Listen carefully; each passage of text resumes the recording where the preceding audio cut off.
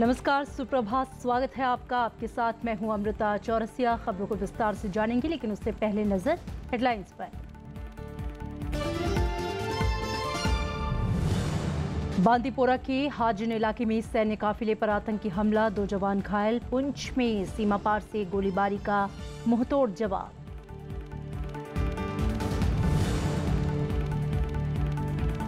G20 देशों का आतंकी ठिकानों को नष्ट करने का संकल्प, 21 बिंदुओं वाला संयुक्त घोषणा पत्र जारी। आतंकी फंडिंग और इंटरनेट के बेजा इस्तेमाल रोकने पर जोर।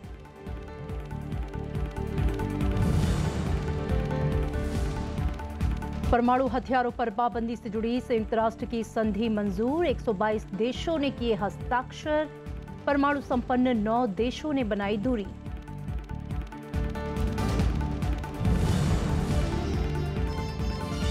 आधा असम पानी में डूबा, 17 जिलों के 4.5 लाख से ज्यादा लोग बाढ़ की चपेट में। अब तक 22 लोगों की मौत।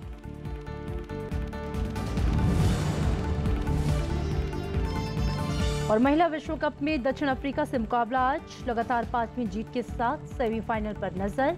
एशियाई एथलेटिक्स चैंपियनशिप में भारत को 6 गोल्ड समेत 15 पदक।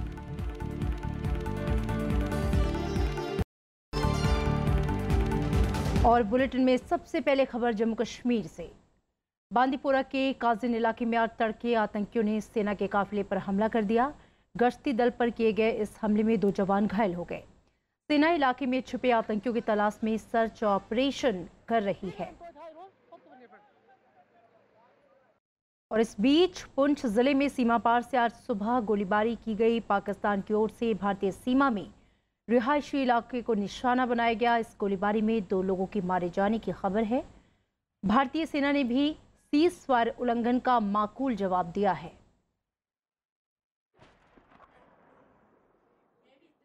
और हिजबुल कमांडर बुरहान वानी के मारे जाने को आज 1 साल पूरे हो रहे हैं। ऐसे में कश्मीर घाटी में तनाव फिर से बढ़ गया है। सुरक्षा बलों की भारी तैनाती की गई है और इंटरनेट सेवा बंद कर दी गई है। दूसरी तरफ कांग्रेस नेता सैफुद्दीन सोस के बुरहान वानी पर दिए गए बयान पर भी राजनीति तेज हो गई है।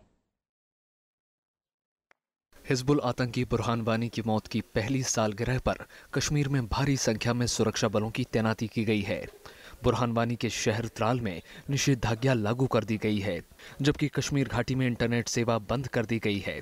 किसी भी तरह के प्रदर्शन को रोकने के लिए अर्धसैनिक बलों को चौकन्ना कर दिया गया है।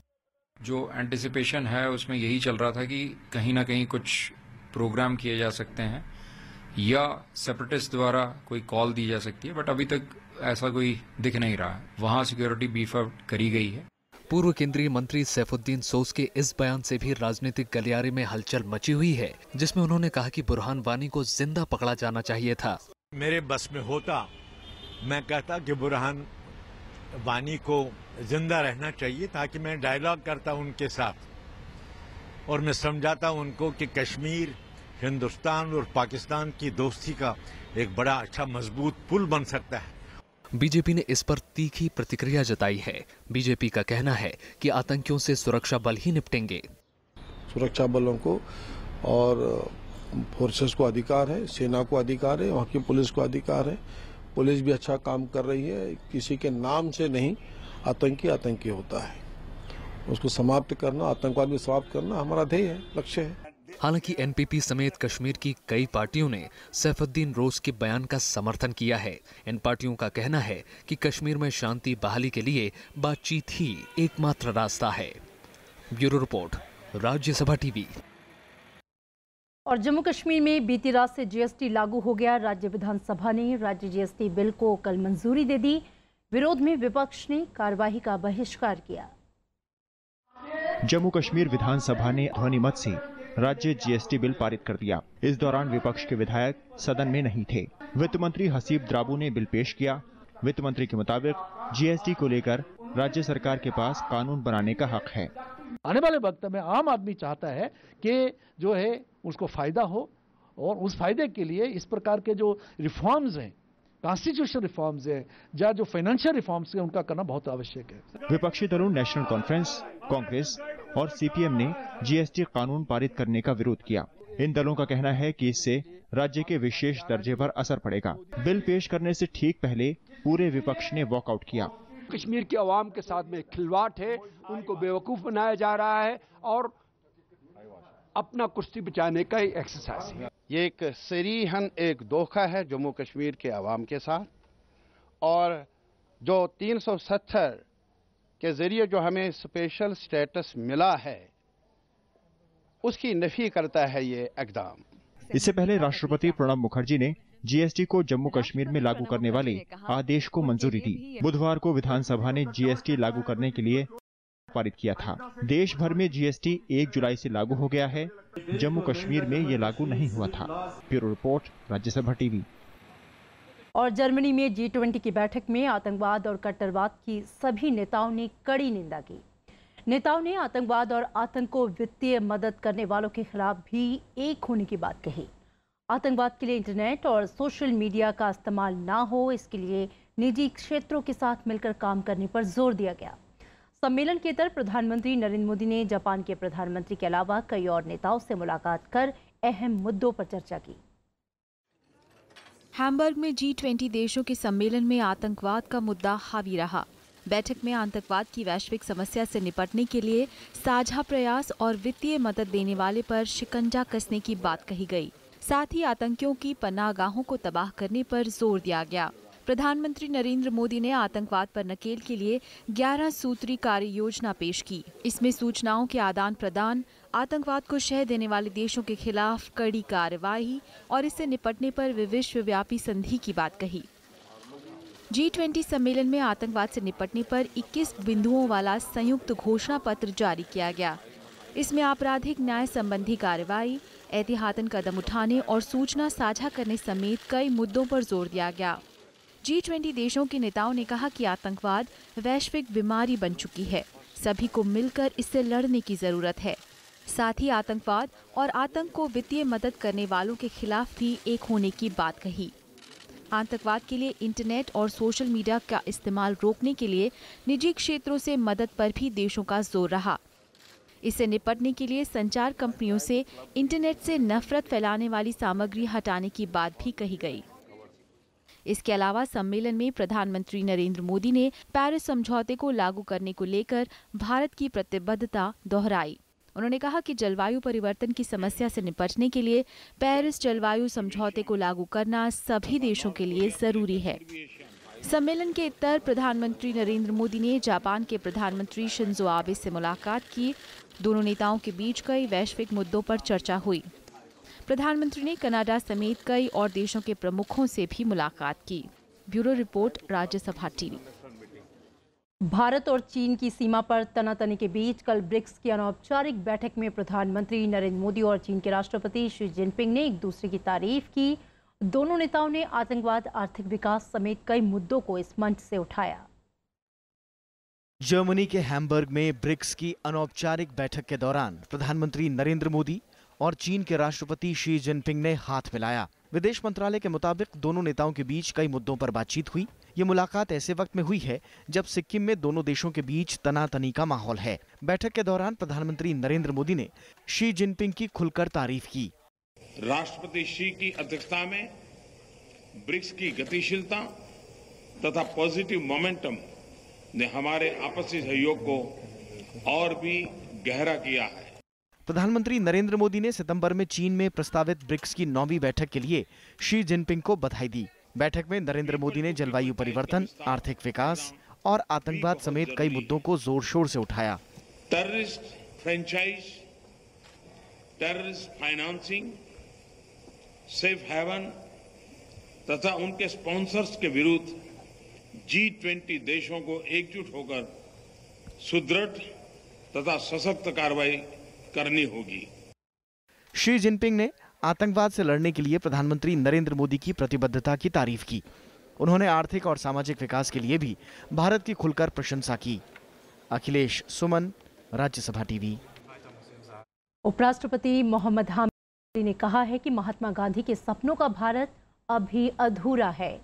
दिल्ली के किंग्सवे कैंप में कल हरिजन सेवक संघ के एक कार्यक्रम में उन्होंने कहा कि आदर्श भारत बनाने के लिए कोशिश जारी रहनी चाहिए।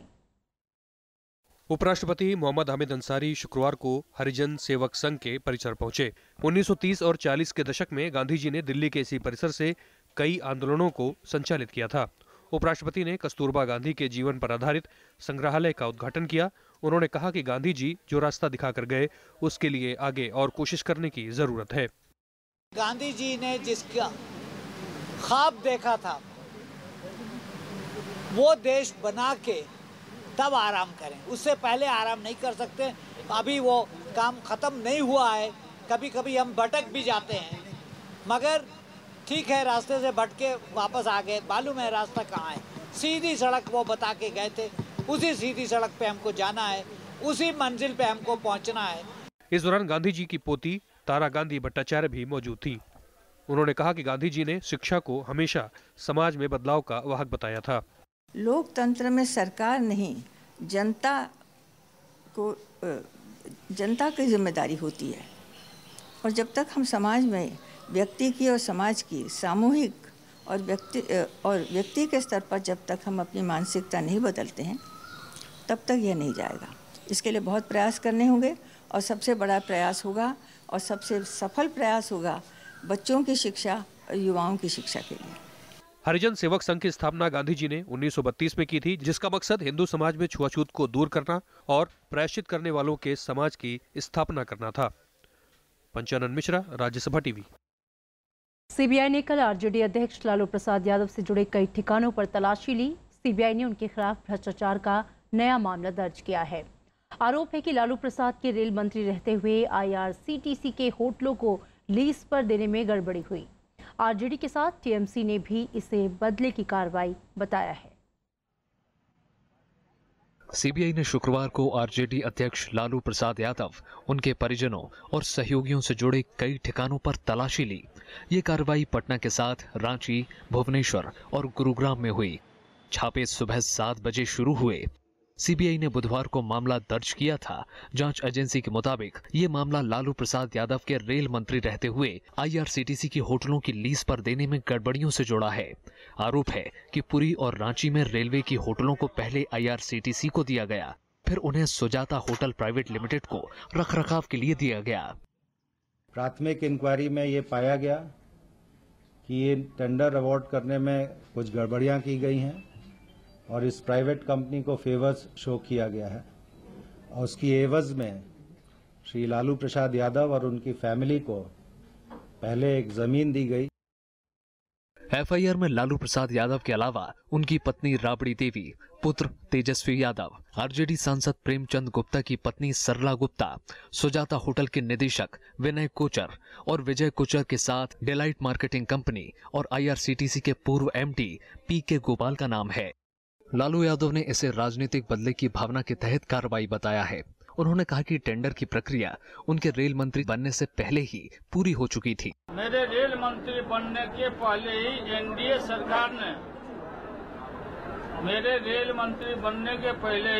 सरकार ने यह निर्णय ले चुका था हैंड ओवर कर देने का। एनडीए गवर्नमेंट अटल बिहारी वाजपेयी जी जब माननीय प्रधानमंत्री थे। कांग्रेस ने पूछा कि अगर ये मामला इतना पुराना है तो फिर अब ये कार्रवाई क्यों की गई? तो रेलवेज ने 13 साल से उस टेंडर को कैंसिल क्यों नहीं किया? जवाब है मालूम नहीं। क्या रेलवे अब टेंडर को कैंसिल करेगी? जवाब है मालूम नहीं। क्या रेलवे ने उस कंपनी के खिलाफ कार्रवाई की जिसको टेंडर दिया गया है? जवाब नहीं। तो अब आप निर्णय कर लीजिए। केंद्र सरकार ने कहा कि उसका सीबीआई कार्रवाई से कोई लेना देना नहीं है। The government or the party has no role in it. Let me make it very clear. Instead of facing the charges and answering the charges, making political allegation against the government and the BJP has become a fashion. इस बीच Bihar police ने सभी police थानों को alert जारी कर दिया है। पटना में भी सभी संवेदनशील जगहों पर सुरक्षा बढ़ा दी गई है। Bureau report, Rajya Sabha TV. यहाँ लेंगे एक छोटा सा ब्रेक और आप देखते रहिए राज्यसभा टीवी।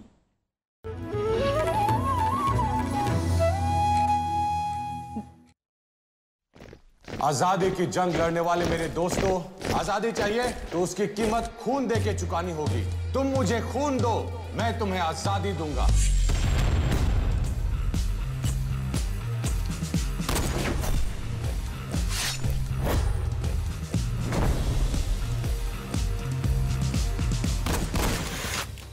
कहने कि बागी फौजियों पर अंग्रेज देशद्रोह का मुकदमा चलाएंगे। उन तीनों के बचने के चांसेस कम हैं।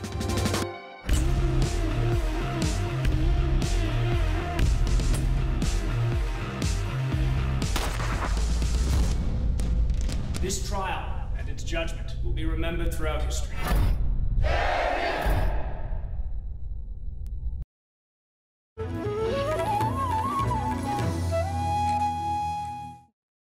ब्रेक के बाद स्वागत है आपका और रुख करेंगे अगली खबर का। पश्चिम बंगाल के उत्तर 24 परगना में हालात अब भी तनावपूर्ण हैं।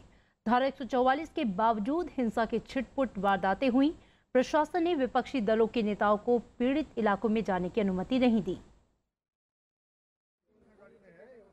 बंगाल के उत्तर 24 परगना जिले के हिंसाग्रस्त इलाकों में मार्च करते अर्धसैनिक बलों के जवान। इन इलाकों में शुक्रवार को भी छिटपुट प्रदर्शन होते रहे। पुलिस ने प्रदर्शनकारियों को भगाने के लिए आंसू गैस के गोले छोड़े और बल प्रयोग किया। राज्य सरकार के मुताबिक बदोरिया, स्वरूपनगर, दिगंगा और बासिरहाट में हालात नियंत्रण में हैं। वाम दलों के नेताओं ने शुक्रवार को हिंसाग्रस्त इलाकों में जाने की कोशिश की, लेकिन पुलिस ने उन्हें रोक दिया। कांग्रेस के प्रतिनिधिमंडल भी वहां का दौरा करने वाले थे, लेकिन पुलिस ने उन्हें भी आगे नहीं बढ़ने दिया। बीजेपी नेताओं को भी पुलिस ने दौरे की अनुमति नहीं दी। Even the police administration in Bengal now has deteriorated such a situation that they don't have the courage to reach out to the affected areas and give solace to the affected people, and that's why they have just cordoned off the areas. আমাদের উদ্দেশ্য সেখানে কোনো উত্তেজনা তৈরি করা নয়। আমাদের উদ্দেশ্য সেখান থেকে কোনো রাজনৈতিক ফায়দা তোলা নয়। আমাদের একটাই উদ্দেশ্য, একটাই বক্তব্য যে দাঙ্গা নয়, শান্তি চাই। It is not the peace in West Bengal that she is looking at. She is looking at that her TMC people can rule and command on everybody. उत्तर 24 परगना में फेसबुक पर एक आपत्तिजनक पोस्ट के बाद हिंसा शुरू हुई थी। इसमें कुछ लोग घायल हुए थे, जिसमें से एक की मौत हो गई थी। इस मसले पर मुख्यमंत्री ममता बनर्जी और राज्यपाल केशरीनाथ त्रिपाठी में बयानबाजी भी हुई थी। Bureau report, Rajya Sabha TV. और असम में बाढ़ से हालात और गंभीर हो गए हैं। राज्य के 35 जिलों में से 17 जिले पानी में डूबे हैं। करीब 4.5 लाख लोग इसकी चपेट में हैं, जिसमें करीमगंज और लखीमपुर जिले के लोगों पर सबसे ज्यादा असर पड़ा है। अब तक 22 लोगों की जानें जा चुकी हैं। करीब 900 गांव पानी में डूबे हैं। 20,000 हेक्टेयर में खड़ी फसल बाढ़ से बर्बाद हो गई। राज्य में ब्रह्मपुत्र समेत कई नदियां खतरे के निशान से ऊपर बह रही हैं। राज्य सरकार ने 181 राहत शिविर बनाए हैं। राहत और बचाव का काम जारी है। असम के मुख्यमंत्री सर्बानंद सोनोवाल ने कल हुई बैठक में अपने सभी कैबिनेट मंत्रियों को बाढ़ पीड़ित इलाकों का दौरा कर राहत बचाव काम और उचित सुविधाएं सुनिश्चित करने का निर्देश दिया है।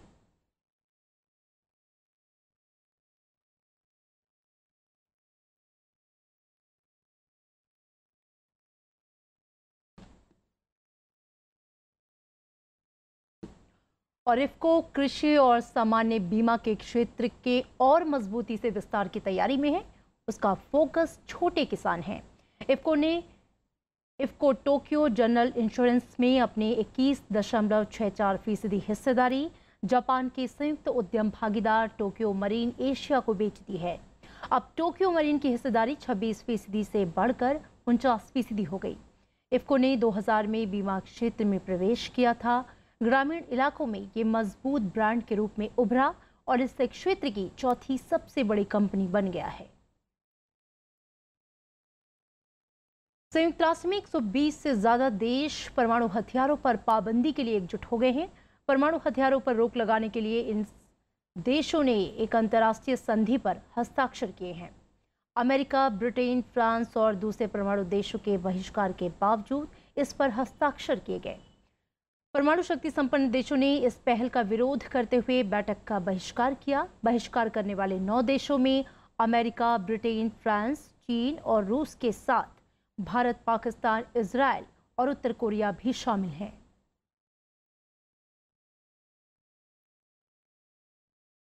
संयुक्त राष्ट्र सुरक्षा परिषद ने पाकिस्तान तालिबान से अलग हुए एक आतंकी गुट पर प्रतिबंध लगा दिया है। सुरक्षा परिषद की अलकायदा प्रतिबंधित समिति ने जमात उल अहरार का नाम ISIS और अलकायदा प्रतिबंधित समिति में डाल दिया है।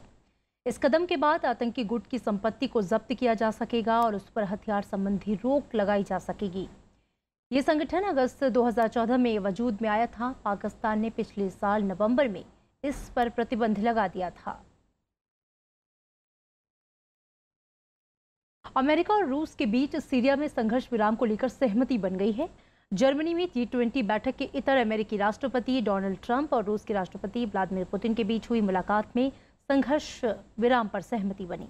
हालांकि संघर्ष विराम को किस तरह से लागू किया जाएगा, इसे लेकर फिलहाल कोई खुलासा नहीं किया गया है। दक्षिणी पश्चिमी सीरिया में संघर्ष विराम रविवार से लागू होगा। समझौते में जॉर्डन भी शामिल है। राष्ट्रपति बनने के बाद ट्रंप और रूसी राष्ट्रपति की ये पहली मुलाकात थी। सीरिया 2011 से गृह युद्ध की चपेट में है। अब तक यहां पर लाखों लोग मारे जा चुके हैं, जबकि बड़ी तादाद में लोग पलायन को मजबूर हुए हैं। और मिस्र के उत्तरी सिनाई प्रांत में कल हुए आत्मघाती हमले में 23 सैनिकों की मौत हो गई, जबकि 25 से ज्यादा सैनिक जख्मी हो गए। IS आतंकियों ने सेना को निशाना बनाकर यह हमला किया।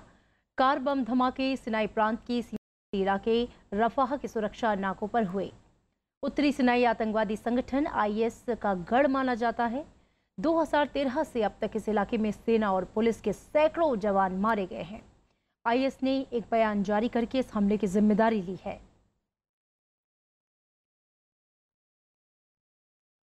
और अब खेल की खबर। ICC महिला क्रिकेट विश्व कप में लेस्टर में भारत का मुकाबला दक्षिण अफ्रीका से आज होगा। इंग्लैंड, वेस्टइंडीज, पाकिस्तान और श्रीलंका को हराकर लगातार चौथी जीत दर्ज करने के साथ ही टीम इंडिया इस समय अंक तालिका में ऑस्ट्रेलिया के बाद दूसरे स्थान पर है। मैच भारतीय समय के दोपहर 3 बजे से शुरू होगा। अब तक वनडे मैच में भारत ने अपने 4 मैच जीते हैं। ये मैच सेमीफाइनल के लिए खेला जाएगा। और ओडिशा की राजधानी भुवनेश्वर में 22वीं एशियाई एथलेटिक्स चैंपियनशिप में भारत का शानदार प्रदर्शन जारी है। भारतीय एथलीटों ने 6 स्वर्ण के साथ 15 पदक हासिल किए। अंक तालिका में भारत सबसे आगे है। हरियाणा की निर्मला श्योरॉन ने महिला वर्ग में 400 मीटर स्पर्धा में बाजी मारी, जबकि 1500 मीटर रेस में केरल की पीयू चित्रा ने गोल्ड मेडल जीता। पुरुष वर्ग में अजय कुमार ने स्वर्ण पदक जीता और मोहम्मद अनस ने भी 400 मीटर स्पर्धा में स्वर्ण पदक हासिल किया।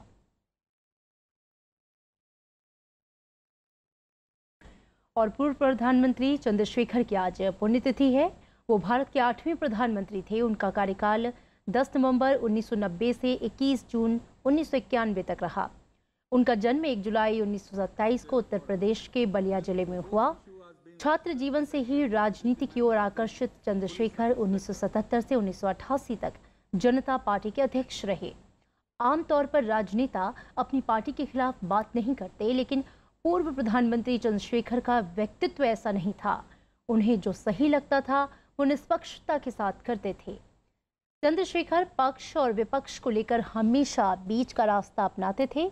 उन्होंने व्यक्तिगत राजनीति की हमेशा खिलाफत की और वैचारिक सामाजिक परिवर्तन की राजनीति का समर्थन किया। वाम नेता और पश्चिम बंगाल के पूर्व मुख्यमंत्री ज्योति बसु की आज जयंती है। 1977 से 2000 तक लगातार 23 साल पश्चिम बंगाल के मुख्यमंत्री रहे। ज्योति बसु CPM के दिग्गज राजनेता थे। उनके पास बंगाल में वाम दलों को एक साथ रखने का काफी लंबा अनुभव था। ज्योति बसु ने 2000 में ही सक्रिय राजनीति से संन्यास ले लिया था, लेकिन इसके बावजूद वो भारत में कम्युनिस्ट आंदोलन के पथ प्रदर्शक बने। और चलते चलते एक नजर हेडलाइंस पर।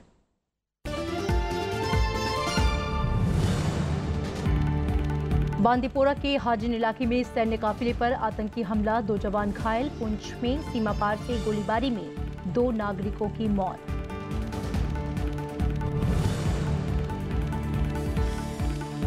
G20 देशों का आतंकी ठिकानों को नष्ट करने का संकल्प, 21 बिंदुओं वाला संयुक्त घोषणा पत्र जारी। आतंकी फंडिंग और इंटरनेट के बेजा इस्तेमाल रोकने पर जोर।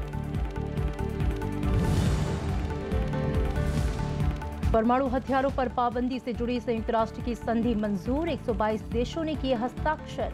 परमाणु संपन्न 9 देशों ने बनाई दूरी।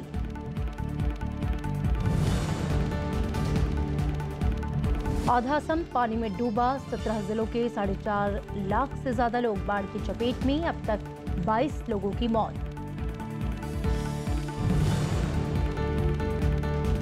और महिला विश्व कप में दक्षिण अफ्रीका से मुकाबला आज, लगातार 5वीं जीत के साथ सेमीफाइनल पर नजर। एशियाई एथलेटिक्स चैंपियनशिप में भारत को 6 गोल्ड समेत 15 पदक। और इसी के साथ इस बुलेटिन में इतना ही। जाते जाते देखिए ग्राउंड रिपोर्ट।